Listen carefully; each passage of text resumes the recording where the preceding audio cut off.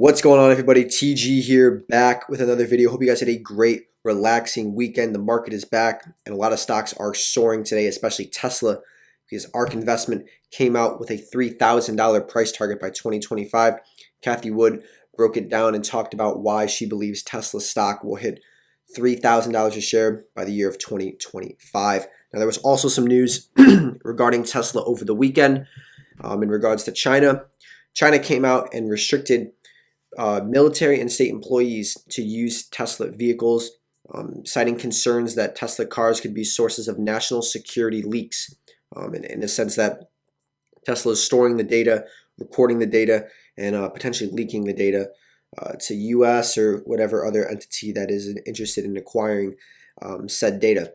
Elon actually responded to this and said that that is not true. He also said that if Tesla did use cars for spying, then Tesla itself would be shut down. Obviously, the stock did not really take this into consideration much, this China article, and the stock rallied today and is up about over 3.5%. But I wanted to go down and talk about ARK's $3,000 price target. If it's possible, should you buy? Talk about a couple things like that, because obviously it's a pretty big deal. You hear a price target of $3,000 a share.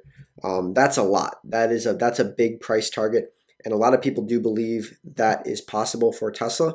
And I wanted to just break down a couple things and talk about some of that. First off, let's go into Tesla's current valuations and financials. Company is currently sitting at about over $650 billion with a PE ratio about 1100. Last quarter, they did about 270 in net income. So for the entire year of 2020, they did $721 million in net income, $31 billion in revenue. So obviously, when you look at just pure fundamentals, it's almost impossible for that to happen. But obviously, Tesla is a big growth company with year-over-year growth, and people are expecting it to continue to just go up exponentially and take over the entire EV market space. Now, the thought of a company being $3,000 a share with its current valuation would put it, trillions and trillions of dollars of market capitalization. So it would be valued more than Apple and Amazon combined.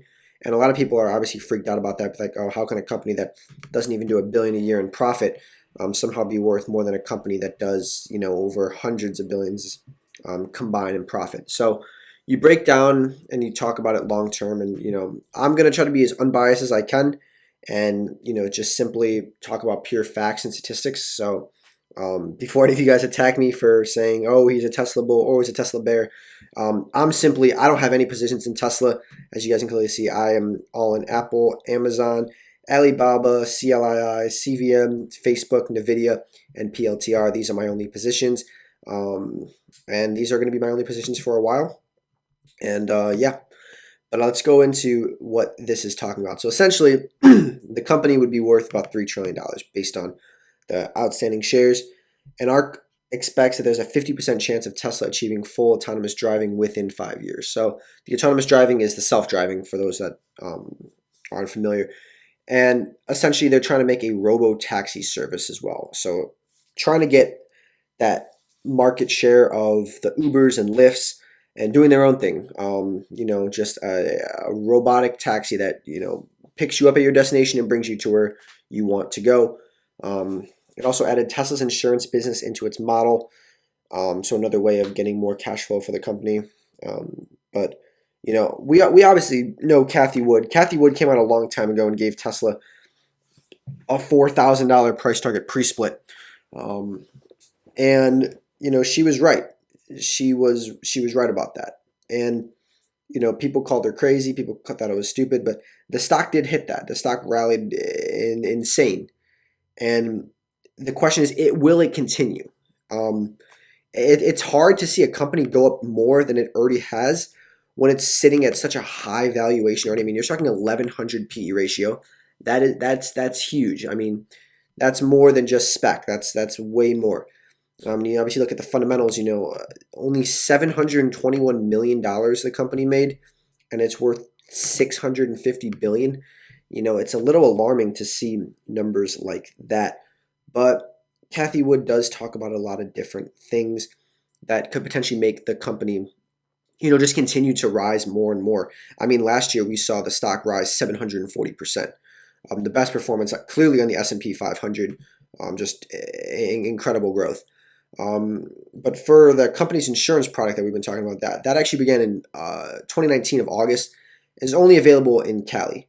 And the company's includes vehicle insurance revenue within its services and others categories. So if you look at when you look at the financials, if you go and you read the entire thing on their website, you can actually look at all the different sources of income that the company has.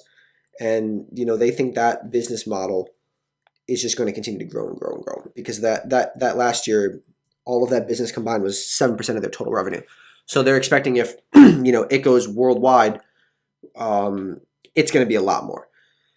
But ARK's model did not incorporate Tesla's utility energy storage or solar business, nor did it consider future price fluctuations for Tesla's Bitcoin holding, because obviously you guys know they invested over $1 billion in Bitcoin, and then Bitcoin went up and they made a lot of money from that. But I think they're going to be holding that long term and, just seeing what it does from then.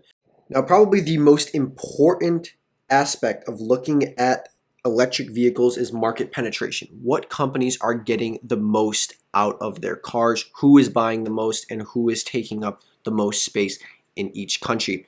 Currently in 2019, the electric vehicle size was about $273 billion. Obviously, COVID has impacted and made some statistics uncertain about how 2020 is. But people are expecting the EV market to grow from $246 billion right now to about $985 billion in 2027. So that's obviously a huge, huge rise.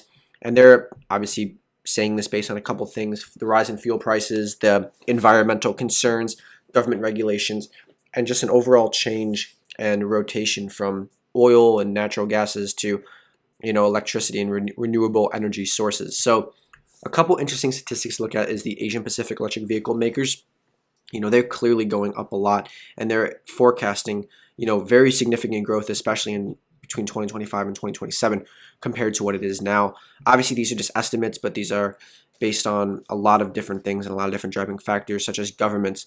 I mean, we've seen in China alone some of the policies and implements that they have put into place about really forcing people to almost to transfer from gas cars to electric vehicles. And, the US is doing the same thing. California is having it by 2030 that you have to no longer use a gas-powered vehicle. So different things like that are going to drive electric vehicles, and obviously that is a reason why electric vehicles PE ratios are much higher than any other space, really. But here's a breakdown of the different types of vehicles, at least in 2019. So there was the battery EVs, the plug-in hybrids, and not just the hybrids in general. And obviously, you can clearly see that the hybrids make up the most percentage of it, with battery coming in at number 2.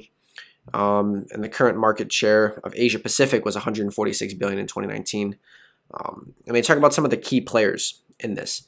Now, obviously, Tesla's a big player, and Tesla at first was the GOAT. When it came to EVs, no one did EVs like Tesla. They were the first. They were taking up all the market penetration. But recently, things have been sliding. In the US, they've been losing a lot of market share to Ford. Ford's new EV Mustang.